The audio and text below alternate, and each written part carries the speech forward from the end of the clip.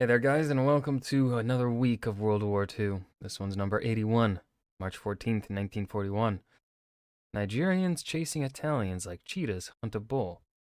That is a very, very specific imagery. Let's dive in. So, so not the Germans. What about Napoleon? Not Napoleon. Okay. Not the Americans. Not the Ottoman. No, not the Ottomans. Okay. Okay. Who? What? Wait. Really? In history? Huh. What is he I talking about? would not have guessed. No. I need to. What?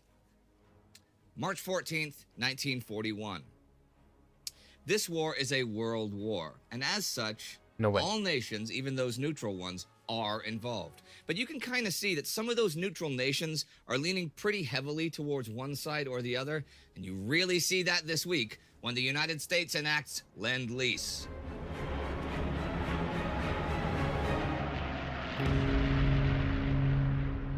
I'm Indy Nidell. This is World War II. Last week, the British launched a commando raid in Norway. German submarine ace Gunther Prien met his fate at sea. The Nigerians advanced hundreds of kilometers in Italian Somaliland. British units began arriving in Greece, and German units in Bulgaria. I talked a bit about the Bulgarian situation last week, but how about Yugoslavia? Now, they had managed to avoid getting sucked into the ongoing Italo-Greek war. Last year, Hitler had actually tried to get Yugoslavian leaders to collaborate with him and with Italy.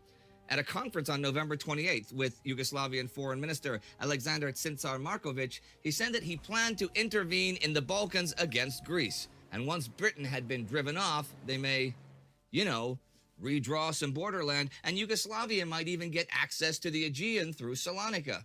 But no further progress had been made after those talks.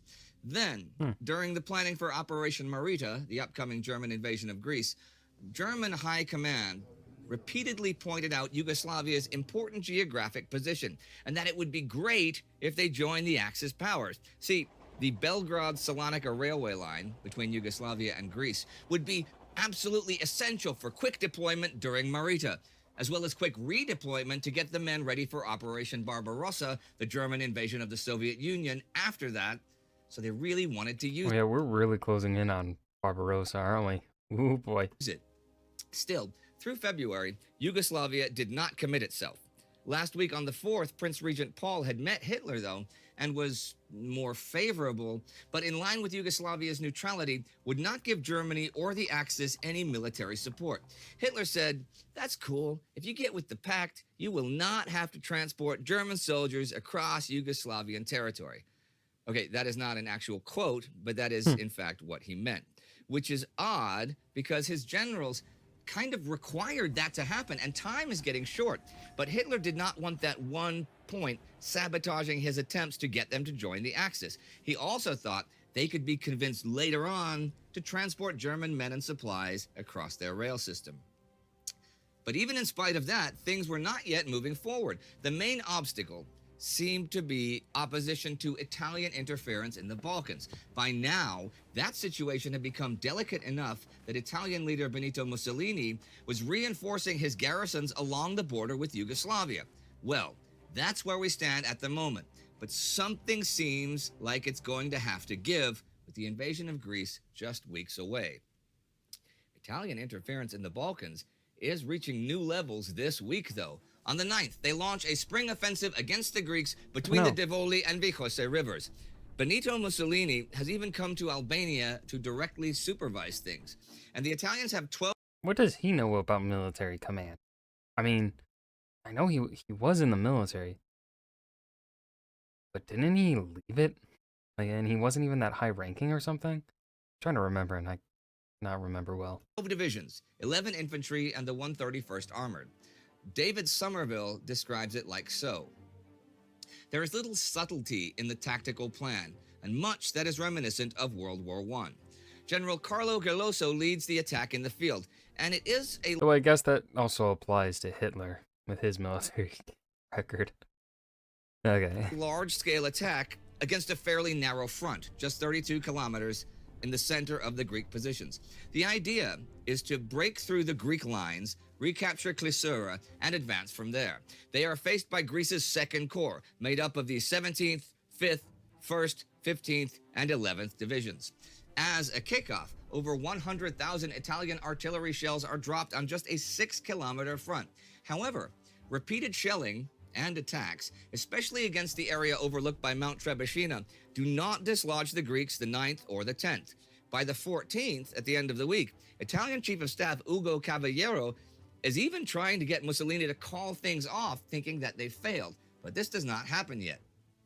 Hill 731, at the foot of Trebishina, and just 20 kilometers north of Klissura, is a real I feel like, was that hill fought at in World War One?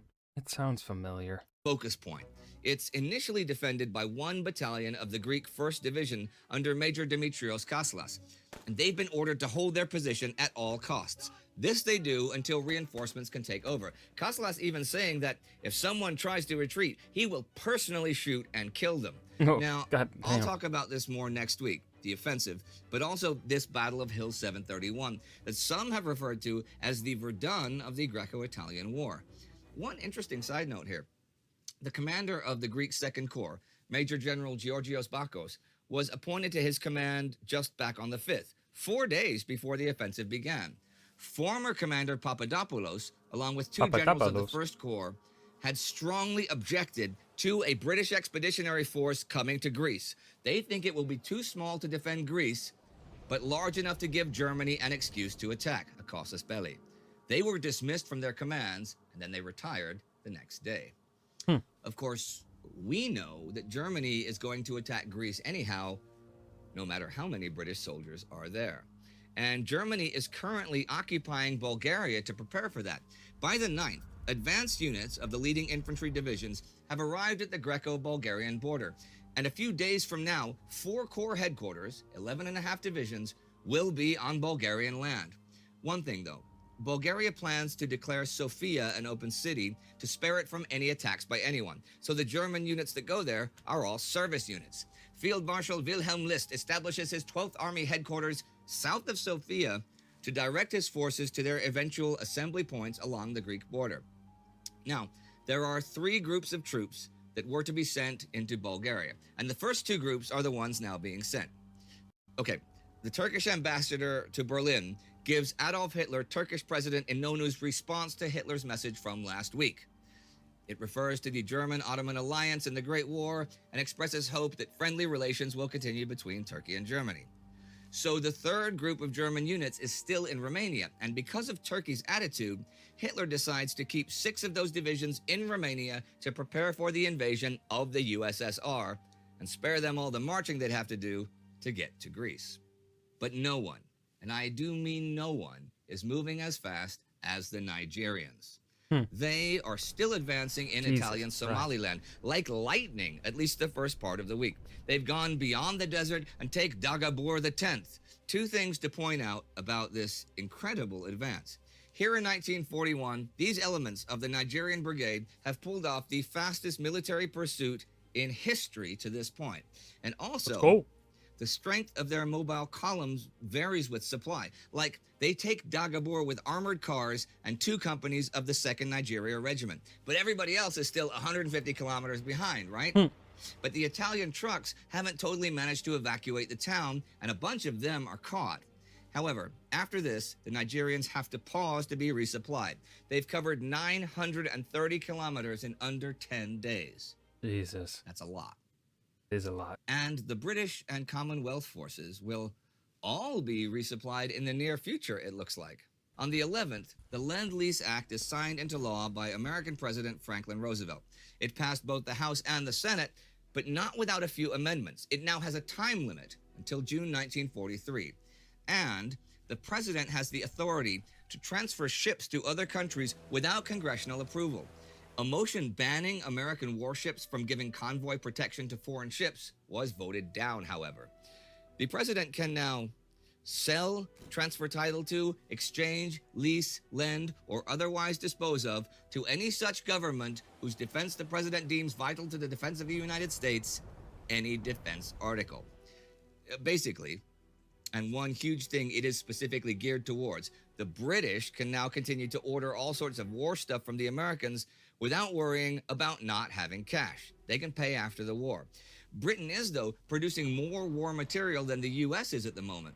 Those supplies of food and oil will be useful pretty quickly.